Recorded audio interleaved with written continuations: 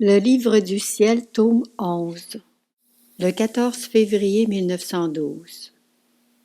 Titre: Jésus voit tout dans notre volonté. Tout a la même valeur dans la divine volonté. Je poursuivais dans mon état habituel quand mon toujours aimable Jésus vint. Je lui dis: Comment se fait-il, ô Jésus, qu'après que tu aies disposé une âme à souffrir, et que, connaissant le bien de la souffrance, elle aime souffrir, et, croyant que sa destinée est de souffrir, elle souffre presque avec passion. Tu éloignes d'elle ce trésor. Jésus répondit: Ma fille, mon amour est grand, ma loi insurpassable, mes enseignements sublimes, mes instructions divines, créatrices et inimitables.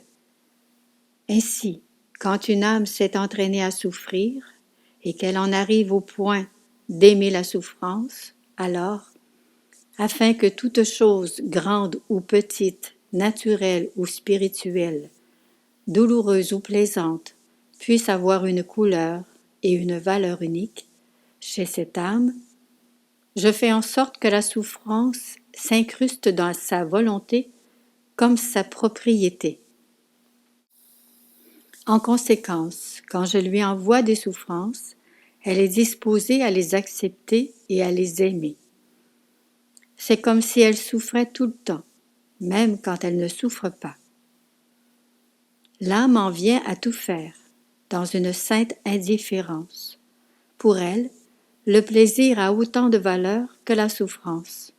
Prier, travailler, manger, dormir, etc. ont pour elle la même valeur. Il peut lui sembler que je reprends certaines choses déjà données, mais il n'en est pas ainsi. Au début, quand l'âme n'est pas encore bien entraînée, sa sensibilité intervient quand elle souffre, prie ou aime. Mais quand, par la pratique, ces choses sont passées dans sa volonté, comme lui étant propres, sa sensibilité cesse d'intervenir. Et quand vient l'occasion de mettre en action les divines dispositions que je lui ai fait acquérir, elle les exerce d'un pas ferme et d'un cœur paisible. Si la souffrance se présente, elle trouve en elle la force et la vie de la souffrance. Si elle doit prier, elle trouve en elle la vie de la prière, et ainsi de suite pour tout le reste. D'après ce que j'ai compris, les choses sont comme suit. Supposons qu'on me fait un cadeau, alors, jusqu'à ce que j'aie déterminé ce que je ferai de ce cadeau, je le regarde, je l'apprécie et je ressens une certaine sensibilité à aimer ce cadeau. Mais si je le place sous verrou et que je ne le regarde pas, cette sensibilité cesse. Ce faisant, je ne peux pas dire que le cadeau n'est plus à moi. C'est même le contraire, puisque, étant sous clé, personne ne peut me le voler. Jésus poursuivit: Dans ma volonté, toutes les choses se tiennent la main, se ressemblent et s'accordent. Ainsi, la souffrance cède la place au plaisir en disant: J'ai fait ma part dans la divine volonté, et seulement si Jésus le veut, je reviendrai.